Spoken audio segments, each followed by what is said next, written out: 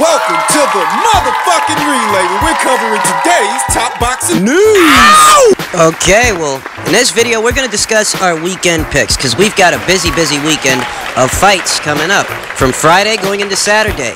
Some fights more significant than others, but all the same, these are the weekend picks. And we'll start off with the WBO middleweight title defense for WBO champion Demetrius Andrade. He's going to be defending that title against the Wolverine, Andrade-Akavov. That's the same Andrade-Akavov that made Billy Joe Saunders look pretty human way back when in 2016. Now, given the number of fights we're going to be discussing in this particular video, I'm going to try to give you my prediction and the characteristics of each fight as concisely as possible. Andrade-Akavov is a very bouncy, very fidgety, very herky-jerky kind of guy. And he's your aggressive, mid-range kind of guy. You know, he's the kind of guy that's going to use that jab, that southpaw jab, Andrade-Akavov being a southpaw. He's the kind of guy that's going to use that southpaw jab to key himself within range. Get into position. Mid-range to try to do the business. But he's got some shit to him because, you know, he stands at a slight crouch, comes in at a slight angle, got a bit of bounce to him. And these fidgety kind of movements, the way that Andrade-Akavov goes about implementing his offense, this may be a part of the reason that in 21 professional contests, he's never been stopped. He's got 19 wins, 2 losses, 8 knockouts. But in all of that, the guy's never been stopped. And I gather it's because of how he goes about implementing his offense. That, you know, he doesn't stand upright. He's not in a straight line. He stays away from the center line whenever he's doing what he's doing. And he quickly bounces out of range if things begin to get hairy for him. Andrade-Akavov is the kind of guy that if you're not careful, if you look past him, he could give you a long night, or he could, at minimum, make you look bad. So this is the kind of guy that you got to be careful around because he's not just there for a check. This guy does fight to win.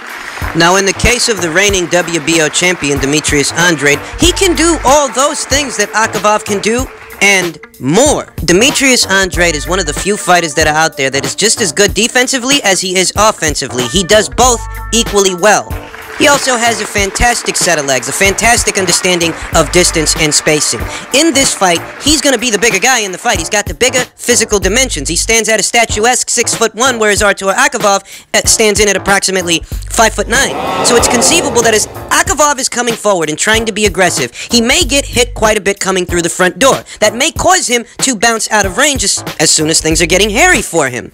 It's a situation where I could see Demetrius Andrade using his height, using his jab, to keep him at bay, Akavov out, to keep nailing him as he tries to come through the front door. That in order for Akavov to land the kind of punches that he wants to land, he's going to have to get in the danger zone with Demetrius Andrade. And every time he tries, he may be nailed with counter shots. He may find himself getting tagged throughout the entire course of the fight. Because not only is Demetrius Andrade the more statuesque fighter, he's also the more athletic fighter. He can be a moving target, constantly repositioning himself relative to that of his opponent's position to disarm him, to keep him out. Essentially, keeping distance between you and the other guy, so that you're right where you need to be, to where he's not close enough to you to land the kind of punches that he wants to land, but you being the bigger guy, you're still in position to nail him as he tries to come forward.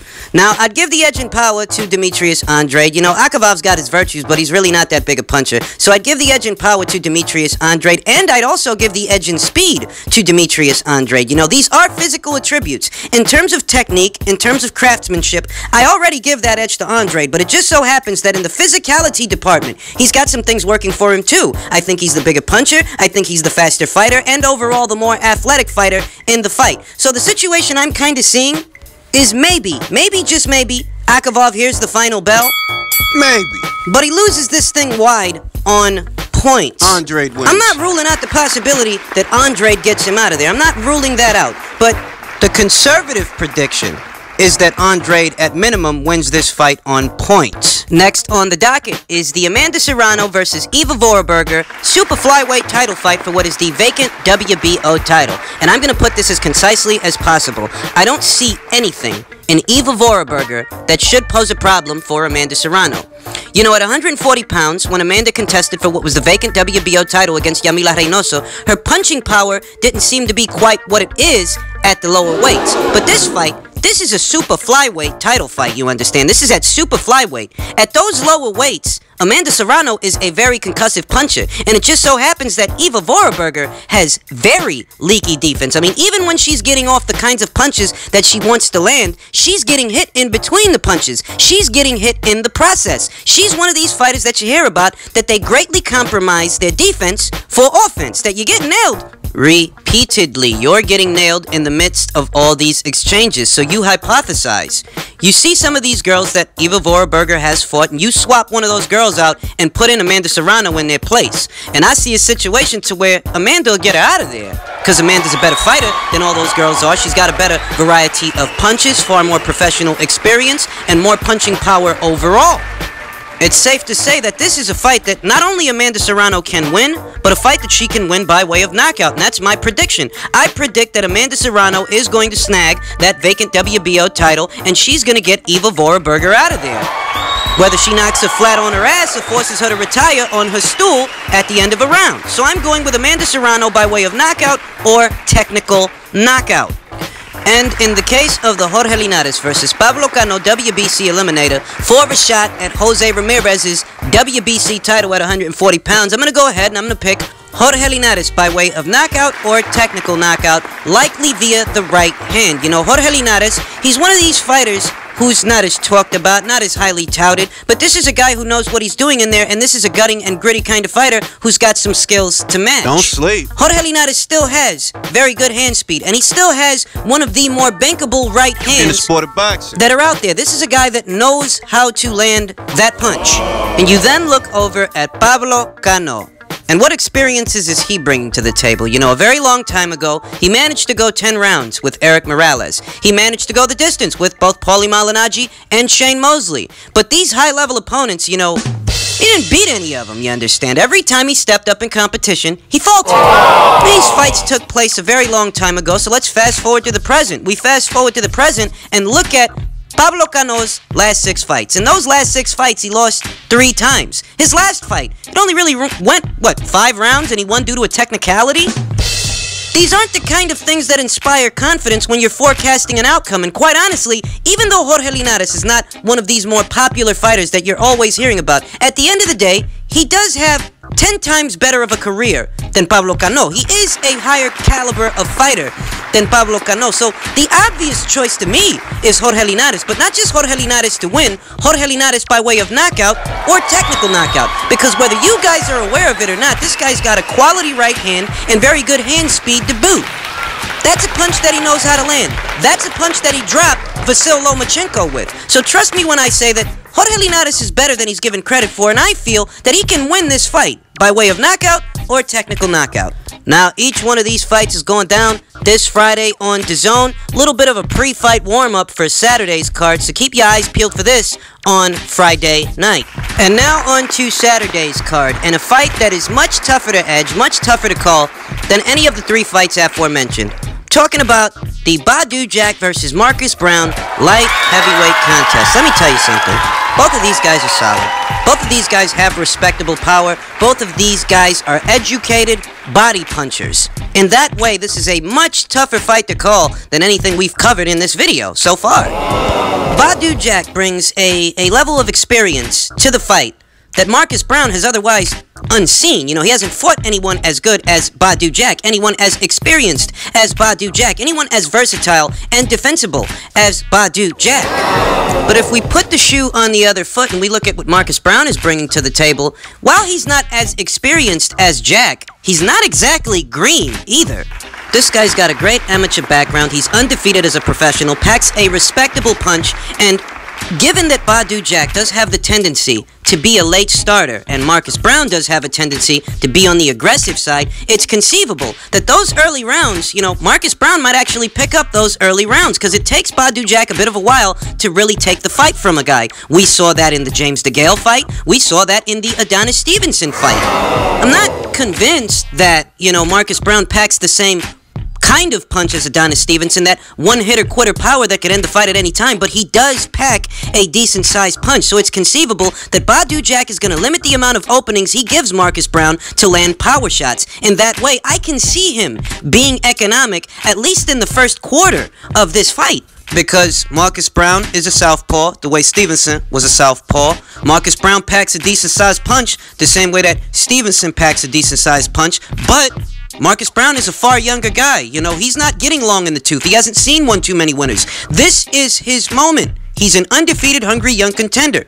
You know, one thing about Marcus Browne that really gets my attention is that he fights in these short bursts. And he can do a lot of damage with these short bursts, or at minimum, get himself a lot of respect. He'll do something like, you know, paw with the jab for a while, then suddenly get real low and plant hard shots downstairs. Plant hard shots downstairs, or at minimum, he'll use that as an opportunity to come forward and get close to a guy and land combinations. Badou Jack has very respectable defense, you understand. This guy's no punching bag. He knows how to defend himself. But that kind of a tactic against a guy like Badou Jack might shell up. It might garner a lot of respect from him. It might result in a Badou Jack that isn't letting his hands go enough. I'm telling you, it's something similar to what we saw in the Stevenson fight. That Stevenson, you know, he's coming from that southpaw angle. He's got respectable power. And in those early rounds, he's trying to do the business. And as a result of that, we see a very economic, very cautious Badou Jack in the early goings of the fight. Giving up those rounds. We try to apply a parallel like that to Marcus Browne, who isn't quite the puncher that Stevenson is, but some things apply, except Marcus Browne is a younger guy. He's got that working for him, that this is not a weathered, war-torn veteran, per se.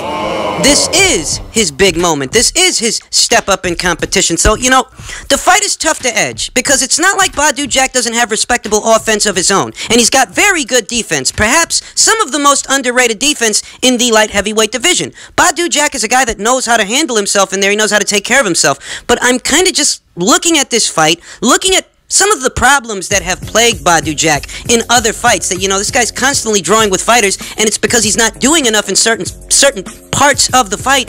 And, you know, it's a bad habit. And those kinds of bad habits, sometimes they're hard to kick. Whereas Marcus Browne is very much a fighter who's coming into his own. He's a fighter that's looking to make a statement. He's a fighter that wants to fight a Badou Jack and other big names in the weight class. So, you know, at the risk of getting this one wrong, I'm going to go ahead and I'm going to pick Marcus Browne. Marcus Browne on points. I want to add to this that both of these guys pack the kind of power to knock each other out. Both of these guys pack enough punch that they can hurt the other guy. So I'm not ruling out a knockout on either side of the argument. But if we're going to try to forecast an outcome, I'm going to go ahead, I'm going to go out on a limb, and I'm going to go ahead and pick Marcus Browne to win on points. We've seen from Badou Jack in the past that when he's in there with a sizable puncher, he does tend to shell up a bit, he does tend to stay on the defensive a bit, and that comes at the cost of his offense. So he ends up not throwing enough and giving up those rounds. I'm well aware that in the mid-portion to the late portion of the fight, Badou Jack can really make this a contest. It's possible. But, you know, Browne's the younger guy. He's got youth and freshness on his side. So, you know, could be right, could be wrong. We'll find out the night of the fight. But I'm going with Marcus Browne on points. And last but not least, what is the main event on that same card? The fight between WBA regular champion Manny Pacquiao and Adrian the Problem Broner. I've talked about this fight many times. And, you know, I'm just going to lay it all out there. I'm going with Manny Pacquiao, possibly, by way of knockout. Here's why. You know, Manny Pacquiao, he might not be the volume puncher that he used to be. His work rate, you know, Father Time, the ravages of time, affect Manny the way they affect any fighter. But even Manny, at this stage, is still a more busy fighter, a more active fighter than Adrian Broner is, you know, in recent memory. Go back. Look at the Vargas fight. In many portions of this fight, Vargas is not only outworking Adrian Broner, but these shots are getting through. And Vargas is in no way, shape, or form the puncher that Manny Pacquiao is. So if you're letting Jesse Vargas get off like that, just imagine if it were Manny Pacquiao in his place. Pacquiao, who's faster than Vargas and hits harder than Vargas, bit bouncier than Vargas, has more world-level experience than Vargas. I mean, we know Manny beat Jesse Vargas, but this is not a triangle theory, because Vargas is not the only example of what I'm talking about. Adrian Broner, when he's faced with busy fighters, he tends to shell up. You want an example? Look, go back a little further. Let's go back and then let's come forward. Look at the Granados fight. That was a fight where Broner kind of just eked it. He did enough to win the fight, but he was being troubled by Adrian Granados, you understand. Adrian Granados, who is a very busy fighter. That was a fight where Broner could have stood to throw more punches to make the victory more decisive. We then go from that to the Mikey Garcia fight, a fight that Adrian Broner actually lost. 135-pound fighter comes to your weight class and outworks you. All for the same reason. You're not busy enough. You're the bigger guy, you got a good chin, you can take a punch and you hit hard, but for some reason you don't want to do nothing. And then from that we move on to the Jesse Vargas fight. Vargas, who is not a big puncher, he's not a big puncher. He's a good boxer, he shows very good skills, but in terms of concussive power, well, that's what he don't got. And this guy, also, in many points in the fight, was outworking Andrade-Broner. I mean, this is the underlying problem that Broner has always exhibited, that you're really you're not throwing enough. Busy fighters have always been a problem for Andrade-Broner. You go back, Marcos Maidana, remember that? You go back, Sean Porter, remember that? So we fast forward to this fight. Yeah, Manny Pacquiao's not the same guy that he used to be, but he's still busier than Andrade-Broner. He's still a bigger puncher than some of the guys you've been keeping busy with the last couple of years. You let those guys tag you all up because you weren't being busy enough. So you put Manny in that situation, and that's not only a situation where Manny can take those rounds from you, that's a situation where Manny might actually hurt you because you're not doing enough to keep him off. And you know, I see people saying the same shit they always say before a Broner fight. If he works off the counter, lands a hard counter shot, if he lets his hands go, if he focuses up, it's always a what-if game with Andrade-Broner, but at the end of the day, the fights play out how they play out, and the underlying problem always seems to be the same. That this guy, he's not busy enough, he's not throwing enough, that he may not even find his way into the fight until the mid-rounds. That defensively, he's good enough to go the distance with a lot of guys. I mean, you gotta at least give him that, you know, at minimum, he's got good enough defensibility to go the distance with certain kinds of guys. But it's because he's shelling up. It's because he doesn't even want to open up at all. And that's how you're losing the rounds, that you're not throwing any goddamn punches. So look, I'm just going to go ahead. I'm going to pick Manny Pacquiao to win. And I'm going to go as far as saying that I'm picking him to win by way of knockout after the mid-rounds, once the punishment sets in. That Broner may not do enough in this fight to keep Manny off, and that's going to give Manny the opportunity to land some really hard shots. Harder shots than anything that Vargas brought to the table, harder shots than anything that Mikey Garcia brought to the table. I'm taking Manny by way of knockout on Saturday night.